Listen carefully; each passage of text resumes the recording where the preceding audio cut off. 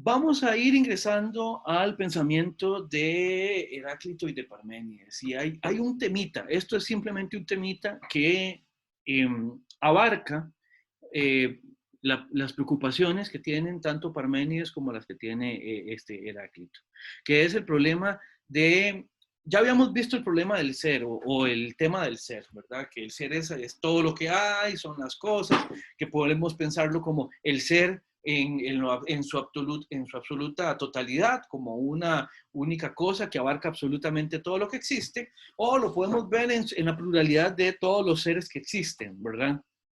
Eh, Ahora, en relación con el ser, hay una preocupación que es sumamente interesante, que tiene que ver con el movimiento, la permanencia y el cambio, ya sea del ser en general o de las cosas plurales, ¿verdad? Vamos a tratar de ver eso porque, bueno, ya en Tales y en Anaximandro podríamos ver este tipo de problemas, ¿verdad? El movimiento, la permanencia, el cambio. Pero es que en Heráclito y en Parménides esto va a ser fundamental, pero así, sumamente importante. Entonces, vamos a contraponer en este momento el cambio con la permanencia. Ubiquemos esto a partir de las preocupaciones que hemos venido evaluando en el curso o revisando en el curso, ¿verdad? Una manera muy bonita de decir cambio es llamar al cambio el devenir. Es un verbo también, ¿verdad? A mí me fascina la palabra devenir, es muy bonito. El devenir es, devenir es una palabra que tiene que ver con este pasar los estados de cosas de unos a otros. ¿Qué quiere decir esto? Que estando o siendo las cosas de una determinada manera, ellas, por medio del cambio, por medio de lo que llamamos devenir, ¿verdad? Llegan a ser otras cosas o llegan a estar organizadas de una manera diferente. ¿Ya? El cambio es transformación, el devenir es transformación. Y acá podemos hablarlo precisamente y perfectamente y sin ningún problema a partir de nuestra manera de conocer el mundo. O sea, las cosas que nosotros hemos conocido desde que tenemos memoria tienen la característica de que cambian. Cambian sus características, cambian sus rasgos, cambian ellas mismas, ¿verdad? Y por el tipo de seres que somos nosotros y por el tipo de existencia que nosotros tenemos, esto que estoy diciendo después va a adquirir un sentido, ya ustedes van a ver cuál. Pero en esta manera que nosotros tenemos de existir, las cosas nosotros vemos que cambian o podemos percibir que cambian. Habría que ver cómo ubicamos eso, ¿verdad? El punto es, las cosas que nosotros conocemos y nosotros mismos entramos dentro del tipo de cosas que podemos llamar corruptibles dentro de la tradición clásica antigua. ¿Qué es que las cosas son corruptibles? Bueno, las cosas son susceptibles de corromperse, o sea, eh, las cosas dentro de los cambios que tienen, uno de los cambios que tienen está aparejado o va de la mano con el hecho de que las cosas son finitas y llega un momento en que dejan de ser. Las cosas, por así decirlo, el proceso de corrupción es el proceso mediante el cual las cosas van acercándose a su eventual destrucción, ¿verdad? Y bueno, y todo eso, ese paso de las cosas de un estado a otro es lo que llamamos cambio o devenir. Al otro lado, en la acera del frente, lo que vamos a tener es la permanencia, ¿verdad? Que es básicamente que se mantenga siempre lo mismo, la inexistencia del cambio. Habiendo entendido uno, entendemos lo otro. ¿Ya? No sé si tienen alguna pregunta o algún comentario hasta ahorita sobre esto. ¿Todo está claro? Todo claro, profe. Bien. Profe, yo tengo una pregunta, qué pena. Adelante. No, no, ninguna pena. Para eso estamos, por favor. Ok, que usted dijo que en el cambio las cosas se acercan a su destrucción, pero ese concepto de destrucción me choca demasiado, porque si usted mismo está diciendo que las cosas se transforman a través del cambio, no se pueden destruir, simplemente cambian. Sí, Entonces no sé por qué mencionó destrucción. sí, tal vez es que la palabra destruirse algo o descomponerse algo, tal vez habría sido mejor. Que las cosas se destruyen tiene que ver con que dejan de ser lo que son, eventualmente. Eso es cierto para las cosas Ok. finitas. Y que yo sepa, Ujú, nosotros lo que conocemos son cosas finitas, ¿verdad? Las cosas ujú. si hay cosas infinitas, habría que ver quién las conoce y que cuente cómo hizo, ¿verdad? Pero el Pero es punto que es, usted, ¿sí? ajá, ¿Así sí? no, que usted había, bueno, yo hice una analogía, creo, la clase pasada, del cuerpo el cadáver en descomposición, ¿verdad? Y usted me dijo que sí, que no dejaba de ser, sino que pasaba a ser otra cosa, pero no deja de ser, o sea, no se destruye, no desaparece, sino que cambia. Sí, vamos a ver, el comentario tiene que ver con que las cosas, cuando dejan de ser, no es que se convierten en nada, no es que dejan de ser en absoluto. Y en ese sentido Ok. siempre se establece como una especie de cambio. Ahora, el asunto es que nuestra manera de ser, como seres finitos, las cosas y nosotros, también implica, de alguna manera, un marco referencial o desde una perspectiva en la cual las cosas se destruyen o Ujú. dejan de ser eso que son, y aunque cambien, ¿ya? Aunque se conviertan en otras, y en ese sentido siguen existiendo los componentes que tenía en otra manera de presentarse, pero Ajá. la síntesis que era ese ser, eso sí deja de ser, eso sí se desagrega, eso sí se descompone, eso sí podemos decir se destruye, se destruye. Ok, Ya, o sea, perfecto. esto tiene que ver a propósito de ahora que mencionaban los memes, ¿verdad? Había un meme por ahí, no hace mucho tiempo, que le decían a un niño, ¿qué edad tenés, verdad? Y el niño dice, bueno, pues más o menos tengo, ya que yo estoy compuesto de la misma materia que todo el universo, entonces debo tener más o menos la misma edad del universo, ¿verdad? Y bueno, es una respuesta muy bonita y lo hace a uno pensar ciertas cosas. Ahora, el niño como tal, por el meme que era un niño más o menos de unos 6 años, ¿verdad? Este, quiere decir que esa composición específica de materia con la cual podemos identificar al niño, o según la cual podemos identificar al niño, tenía en ese estado de composición más o menos unos 6 años, ¿verdad? Ahora, si revisamos los componentes que intervienen en esa composición, pues sí, probablemente sean componentes que materialmente existan desde hace muchísimo tiempo y que han entrado en etapas sucesivas de composición y recomposición. Pero y así es Ujú. como operan las cosas. Ahora, lo que yo cuando le digo que las cosas se destruyen, se descomponen, estoy hablando en función de ese parámetro referencial según el cual podemos distinguir una cosa en su ser esa cosa en este momento, por lo menos. Ok, perfecto, ahora sí me quedó claro. Ah, Muchas bueno, gracias. con todo gusto, con todo gusto. Ahora, ¿por qué el cambio y la permanencia son un tema que hay que revisar? ¿Por qué esto es importante? Bueno, porque dependiendo, es que darlo por sentado es un problema eventualmente explicativo. Y eso es generalmente lo que nosotros hacemos. Nosotros vivimos coqueteándole al cambio y coqueteándole a la permanencia en el sentido de que nosotros como que lidiamos bien con ciertos cambios, o sea, ciertos cambios no nos preocupan. ¿Por qué? Porque la permanencia se mantiene. ¿Qué quiero decirles yo a ustedes con esto? Bueno, ustedes hoy se levantaron, no sé si ustedes se levantan y se van, y si tienen algún espejo, hay gente que los evita, ¿ya? Pero el punto es, cuando ustedes se levantan hoy y ustedes van y se ven en el reflejo del espejo, ustedes la expectativa que tenían era de que no se iban a encontrar aún ustedes muy diferente del que vieron anoche cuando se estaban lavando los dientes. Si no, uno se pega un brincote, ¿verdad? Y un susto, ¿verdad? ¿Por qué? Porque uno sabe que de anoche a hoy, pues, aunque uno efectivamente puede cambiar, los cambios no son tan significativos como para que uno de pronto se meta al baño y donde se fija en el espejo no reconoce aquello que se está reflejando. ¿Me explico?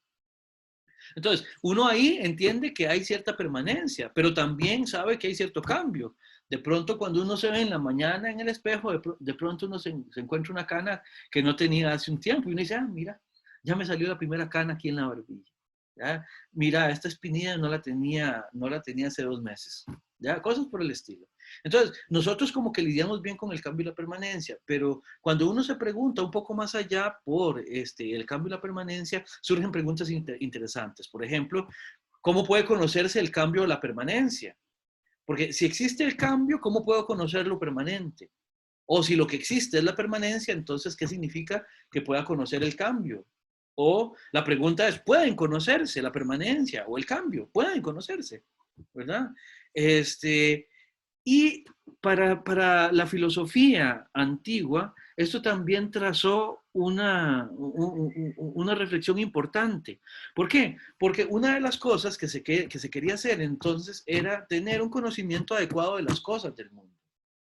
Ahora, si las cosas siempre están cambiando, ¿cómo es que podemos decir que las conocemos? ¿Por qué? Porque entonces lo que hoy sabemos de las cosas que decimos conocer, en tanto que ellas cambian, no sabemos si nos va a seguir sirviendo. Entonces, ¿cómo generar confianza con el conocimiento que tenemos del mundo, siendo que el mundo también lo interpretamos como algo que está en constante y permanente cambio? O si es el caso de que todas las cosas son permanentes, entonces, ¿qué significa poder aprender algo? Si de verdad existiera la permanencia, podríamos aprender, de verdad.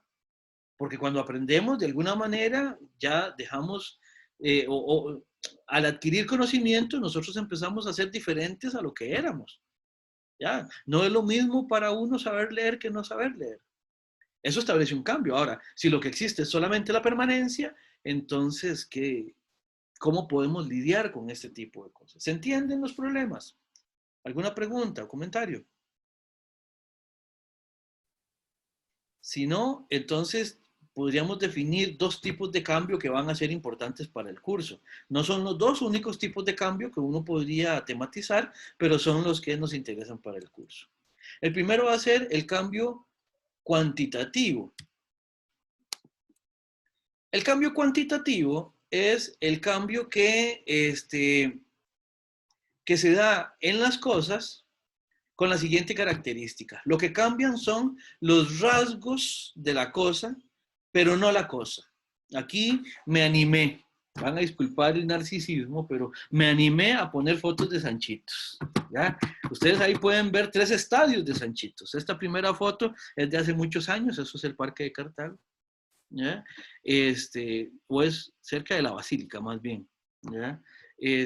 Aquí tienen a Sanchitos cuando estaba pequeñito, aquí tienen a Sanchitos cuando estaba en su época escolar, ¿ya? En la escuela Manuel Hidalgo Mora en Acerrí. Y esta foto es de este año de Sanchitos también. ¿Ya? Bueno, ahí ven lo que les hablaba ahora, de que las cosas decaen, ya se corrompen y van apuntando hacia su destrucción final. Bueno, aquí estas fotos son evidencia de eso. ¿Qué es lo que pasa? Un cambio es cuantitativo cuando estamos hablando de la misma cosa. Ojo, aquí la cosa soy yo. ¿Ya? Y estamos viendo que hay cambios en las características, en los rasgos, pero se sigue manteniendo la cosa que era. ¿No? Lo que cambian son simplemente sus formas de ser, pero no su ser. ¿Se entiende esto del cambio cuantitativo? Estamos con el mismo ser, pero diferentes características, diferentes rasgos, etcétera, etcétera. En ese sentido, es un cambio, pero no en lo que la cosa es. Por otro lado, tenemos el cambio cualitativo, que aquí el cambio cualitativo sí tiene que ver con un cambio en el cual la cosa deja de ser lo que era para pasar a ser otra cosa.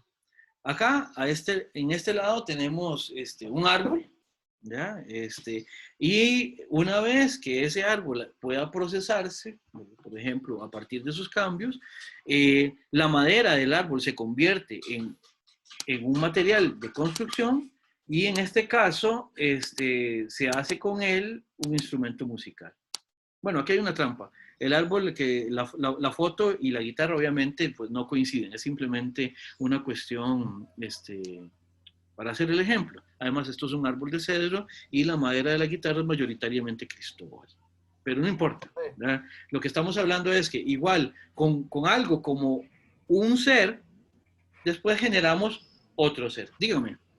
Tengo una pregunta un poco, no sé, no, tonta, diría yo. Podemos enfrentar los dos cambios, el cualitativo y el cuantitativo.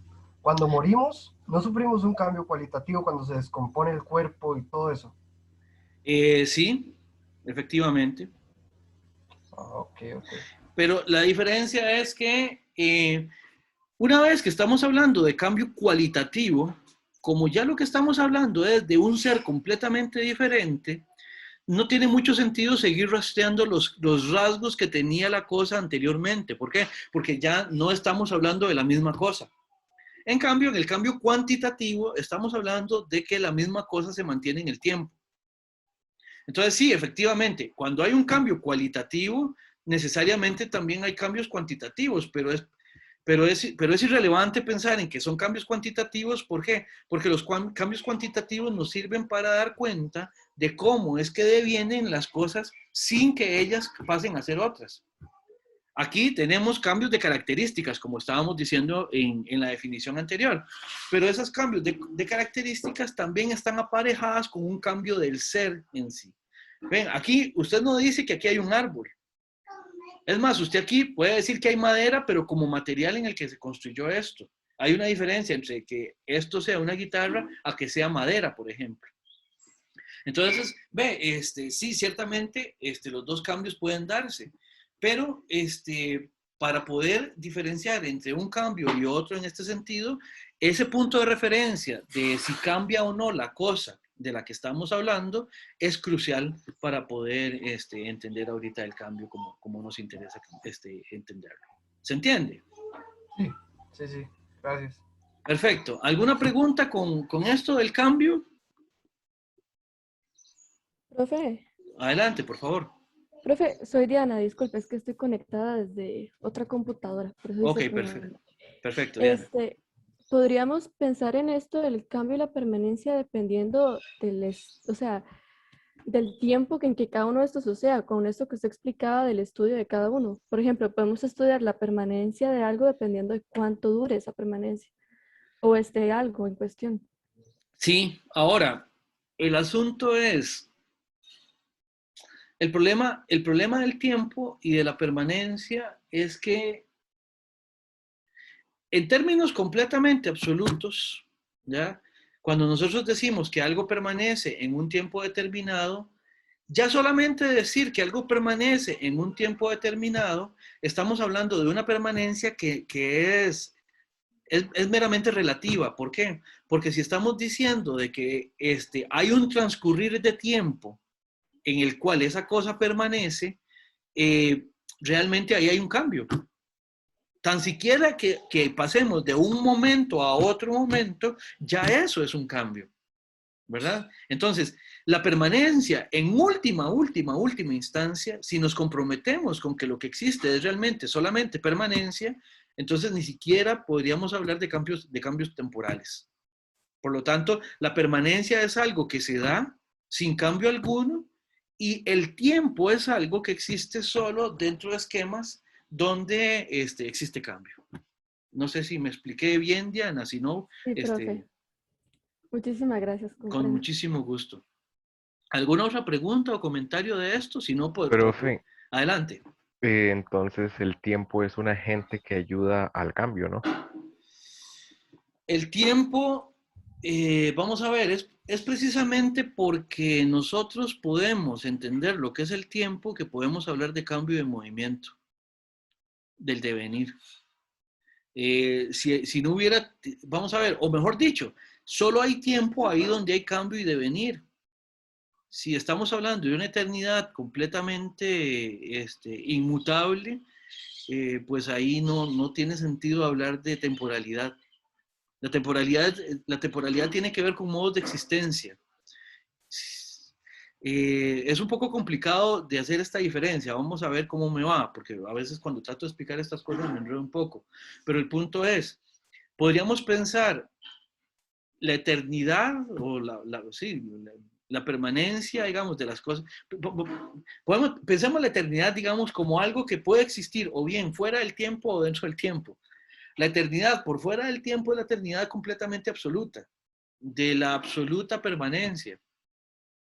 Ahora, fuera de eso, podemos pensar también la eternidad del completo y la totalidad encadenamiento de cambios que se dan a lo largo de la totalidad del tiempo. Pero esa totalidad del tiempo, de nuevo, insisto, lo que nos hace remitir es a una manera de existencia que se da dentro de algo que es dinámico, o sea, algo que está cambiando, algo que tiene devenir, algo que tiene flujo. ¿Se entiende? O sea, profe, que la permanencia sería como si la realidad estuviera en pausa. Sí, Sí y no. sí, el problema es que la pausa también es como decir que algo se queda quieto por un determinado periodo, ¿no? Ajá, y también es decir que en algún momento estuvo Sí, en movimiento, sí. efectivamente, la permanencia en su absoluta, en su absolutez, digamos, nos saca de la temporalidad. Ok. ¿Alguna otra pregunta o comentario? Si no, pasamos a Heráclito. Bien. Profe, En relación con estos problemas el cambio y del movimiento, tenemos a un personaje. Es que no es solo un filósofo, es un personaje sumamente interesante que es el efesio Heráclito, ¿verdad? Eh, Habíamos visto en el mapita que ustedes vieron en la presentación anterior que Éfeso era uno de los lugares, de estos lugares donde había mucho movimiento, mucha dinamicidad cultural, material y económica en la antigüedad clásica. Bueno, Heráclito era del puerto de Éfeso, ¿ya? Quienes tienen alguna formación, digamos, quienes fueron a catecismo o quienes, no sé, por sus intereses o lo que sea, hayan leído el texto bíblico, pues recordarán, ¿verdad? Que hay unas cartas en el Nuevo Testamento, digamos, a la comunidad de Éfeso, de parte de Pablo de Tarso. Era una comunidad sumamente importante y eso también se refleja, por ejemplo, también anecdóticamente en el texto bíblico. Eso era simplemente un dato curioso, ¿verdad? El acmé de Heráclito, su floruit, o sea, su florecimiento, eso es lo que quiere decir, que cuando alcanza su madurez, estamos hablando de que era más o menos por ahí del año 504 al 501 antes de Cristo. Era era una persona que también tenía mucho conocimiento. Se teoriza que tal vez pudo conocer algunas cosas aprendiendo de la mano de Genófanes. Eso no está completamente claro, pero sí se sabe que tenía mucho conocimiento. De hecho, eso es algo que a él le pasa, se ve que le interesa mucho. Él pasa refiriéndose mucho a tener muchos conocimientos, ¿ya? Lo cual para él no era un dato significativo en sí. Lo que importaba para Heráclito era más que tener mucho conocimiento, lo que se pudiera hacer con él, ¿verdad? Parece ser que con Heráclito había ciertos problemas interpretativos porque hablaba de una manera que era un poco críptica, por eso le decían el oscuro, ¿ya? Le decían el oscuro. No porque fuera morenito, sino porque era tal vez un poco difícil de entender lo que decía. Y parece ser que esa dificultad que había en poder interpretar fácilmente lo que él decía tenía que ver también con una actitud de parte de él. O sea, él también se prestaba para que lo que él dijera no fuera de fácil interpretación, ¿verdad? Con Heráclito tenemos muchos fragmentos. La semana pasada vimos la diferencia entre fragmentos y noticias. También tenemos muchas noticias, de modo que se ha podido escribir muchísimo sobre Heráclito, ¿verdad? Hay textos muy interesantes a propósito de cómo organizar los fragmentos, ¿ya? Porque tenemos un problema en organizar sus fragmentos. No sabemos cuál era el orden que tenían, ¿verdad? Aun cuando hay quienes teorizan que sí se puede reconstruir, ha sido tradicionalmente una dificultad. Entonces, lo que hacemos es que leemos los fragmentos y a partir de ahí uno puede ir buscando cuáles son más o menos los que se parecen, los que se asemejan, ya sea temáticamente, ya sea estilísticamente, y a partir de ahí entonces es que se trata de reconstruir lo que hoy sabemos que fue un libro que él escribió, porque se menciona en algunos lugares el libro, la propuesta que él hizo a manera de libro. Generalmente, ¿verdad? Como decíamos en la clase pasada, las obras de estos presocráticos, de estos físicos, se le llamaba perificios. Y así es como se ha teorizado la obra también, en este caso, los textos de Heráclito. Como les he dicho, son varios fragmentos y tienen varias temáticas que son diversas entre sí. Y para los intereses del curso nos vamos a referir a algunas de ellas. Pero eso lo vamos a ver después de que volvamos de la pausa.